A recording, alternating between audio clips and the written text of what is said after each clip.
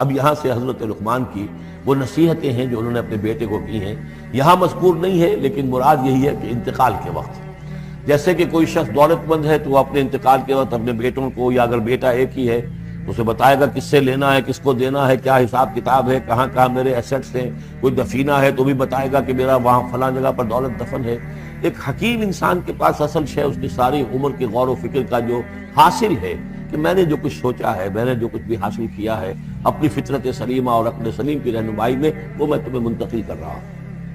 وَإِذْ قَالَ لُقْمَانُ لِابْنِهِ وَهُوَ يَعِظُهُ، یاد کرو جب کہ کہا لقمان نے اپنے بیٹے سے اور وہ اسے نصیحت کر رہے تھے،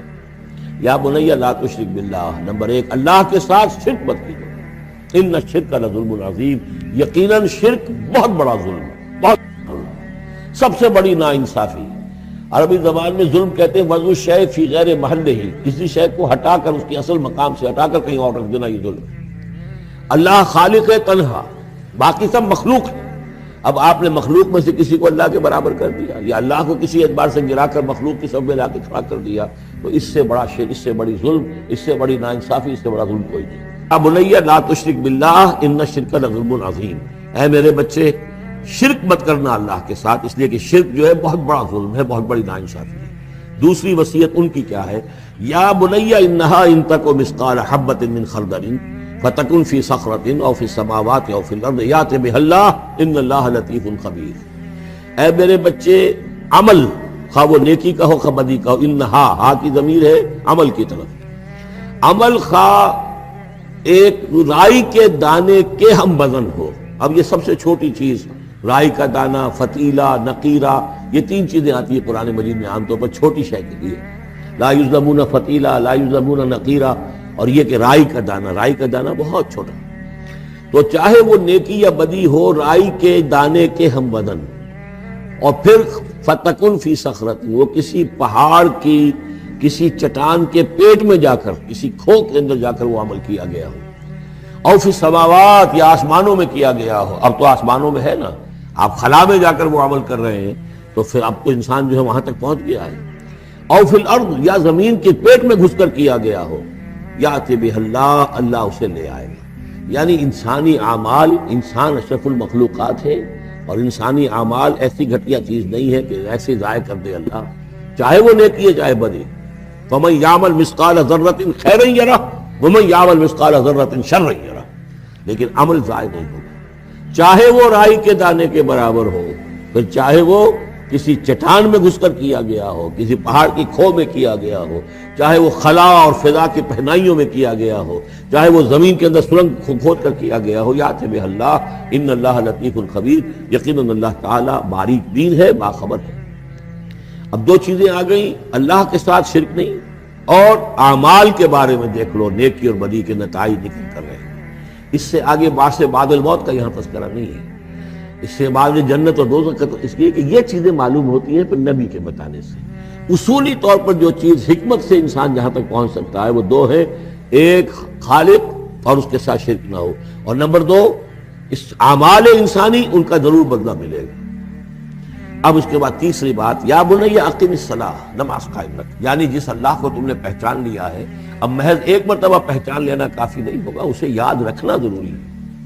ورنہ شیطان تمہیں ورغلائے گا، تمہیں ادھر ادھر سے جو ہے تمہارا نفس تمہیں غلط راستے پر ڈال دے گا، جب تک کہ یہ ایمان باللہ مستحضر نہ رہے ذہن کے اندر۔ اور ایمان باللہ کو مستحضر رکھنے کے لیے ذکر ہے جو ہم پڑھ چکے ہیں، اتل ما اوحی الیک من الکتاب واقم الصلاۃ ان الصلاۃ تنہی عن الفحشاء والمنکر، لہذا اب نماز کون سی تھی وہ ہم نہیں جانتے، لیکن کوئی ذریعہ ایسا ہونا چاہیے کہ تم اللہ کو یاد کیا کرو۔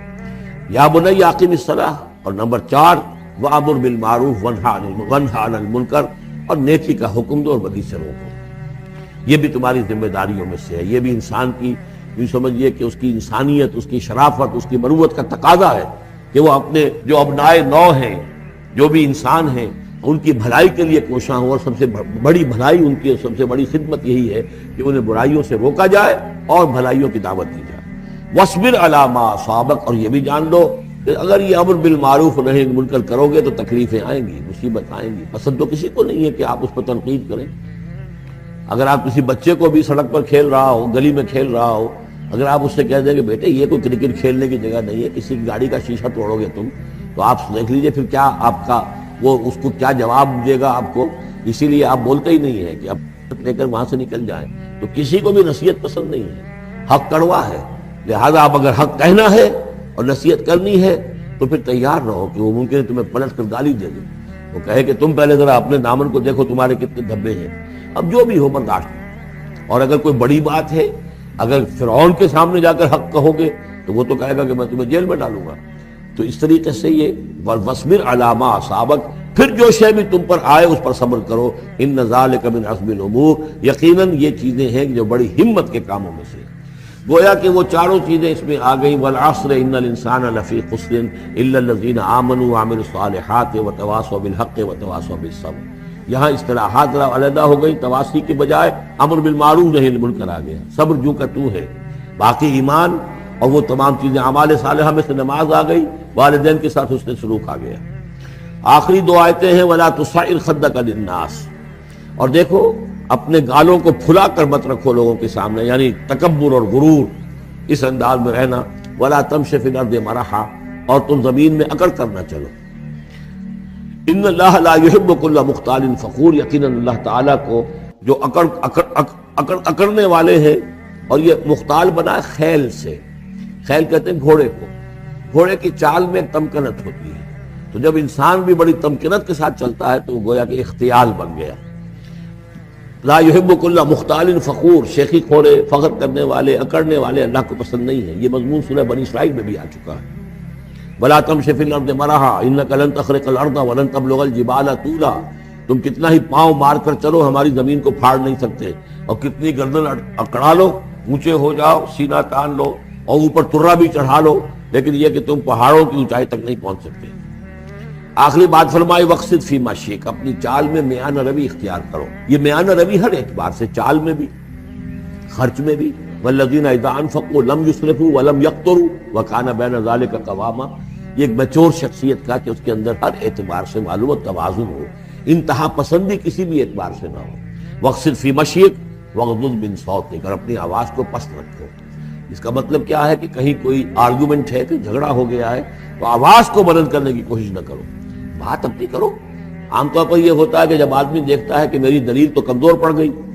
تو پھر وہ اپنی آواز کی والیوم بڑھا کر کوشش کرتا ہے کہ کمپنسیٹ کرے کہ دلیل عقلی اعتبار سے تو کمزور ہے, لیکن میری آواز جو ہے وہ اس کے اندر وزن پیدا کر دے. وَلَا وَاغْضُضْ مِنْ صَوْتِكَ, اور دیکھو ان انکر الأصوات لصوت الحمیر, آواز جو گدھے کی ہوتی ہے وہ ڈھیچو ڈھیچو جب کرتا ہے تو بلند تو وہ بہت ہوتی ہے, لیکن کس قدر ناپسندیدہ آواز ہے, کتنی ناپسندیدہ آواز ہے. تو آواز کی بلندی کوئی حسن نہیں ہے, اصل تو یہ شے ہے کہ آپ جو بات کہیں وہ وزنی ہو, وہ دلیل کے ساتھ ہو, اور وہ آپ اپنی بات کو منوا سکیں. اس کے حوالے سے